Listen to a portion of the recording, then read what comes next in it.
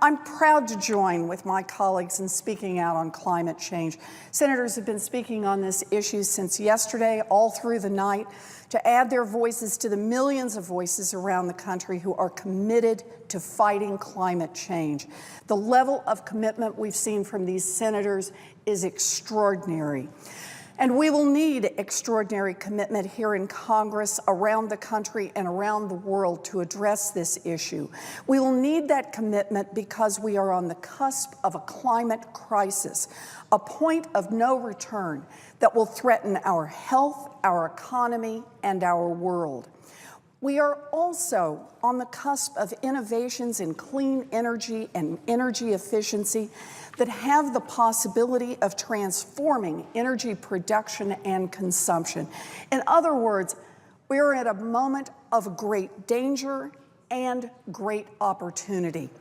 A moment where we must make choices about whether we will go boldly into the future, investing in innovation, establishing serious and smart regulations, and committing to address the climate crisis, or whether we will continue to subsidize fossil fuels of the past and ignore the risks to our future.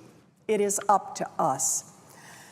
Doing something new is hard because when it comes to environmental and energy issues in this country, powerful, entrenched, deep-pocketed corporations are lined up to fight any change from the status quo. These powerful corporations defend policies that poison our air and foul our water, with little regard for the well-being of future generations. These powerful interests work hard to tilt the playing field so that energy entrepreneurs and innovators have a hard time getting a foothold in the market. And these powerful interests too often have a stranglehold on our political system, blocking not only bold change, but even conservative market-based reforms. When it comes to environmental and energy policy, the system is rigged. It's rigged against our families, and it's rigged against our future. Here's the point to underline. We can invest in research and develop new markets without spending any new money if we just shift our priorities from old fossil fuel energy to new clean energy. A tax policy that protects these powerful interests of the past is a tax policy that is rigged against the entrepreneurs, small businesses, and innovators of the future. It is rigged against families that want their children to live in a world where they can drink the water and breathe the air. I asked Americans to write in and talk about how their lives will be affected if we do not get serious about climate change. My question was a simple one. If we don't do anything at all to stop climate change, what do you think the world will look like 25 years from now? Blake Cady of Brookline, Massachusetts writes, I served on a U.S. Navy icebreaker in the Arctic in 1959 to 61 and saw that relatively pristine region with intact permafrost and a heavy sea ice well into the summer off Baffin Island and further north. Now, much of the Arctic Ocean ice cover is disappearing and is predicted to be entirely gone by the end of the 2030 summer season. There is still a narrow time window to address this looming crisis disaster, but action must be forceful and rapid to escape its worst aspects. I fear for my children and grandchildren's future.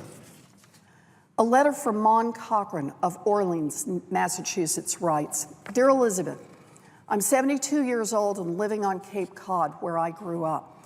When I was a kid back in the 1940s, my parents and other very old people used to tell scary stories about the hurricane of 1938 and how it knocked down all the trees and blew the roofs off houses.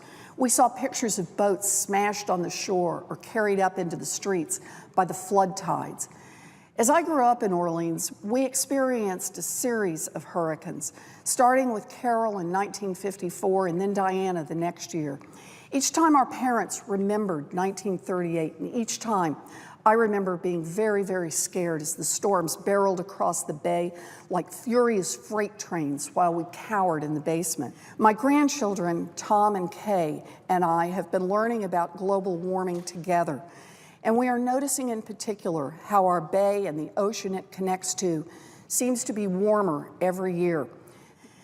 Kay and Tom were very scared by the pictures of Superstorm Sandy they saw on TV and are worried that a storm like that, or worse, might hit us here in South Orleans.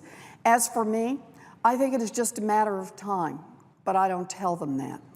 They live in Boston and have visions of a great wall of water roaring into Boston Harbor, knocking down all the buildings along the waterfront and surging up into the neighborhood where they live in Roslindale. From what I've been learning, we have already pumped so much extra carbon into the air that these much more extreme storms are likely to occur no matter what we do. But if we redouble our efforts to shift to clean energy, solar, wind, hydro, tidal, geothermal, biofuels, the way they are doing now in Europe and even in countries like China and India, then 25 years from now, Tom and Kay will know that a sustainable lifestyle is possible, and their children can look forward to a much safer and more secure second half of the 20th century. I have many, many more letters. As I said, I received more than 5,000 letters from people in Massachusetts and across the country. We are on the cusp of a climate crisis, a point of no return. We can continue to subsidize polluters and ignore the warnings all around us. Or we can invest in the future, invest in a future that can create jobs, a future that can strengthen our national security, and most of all, a future that can save our planet. This is our moment in history. We can act, we must act, we will act. Thank you, Mr. President. I yield.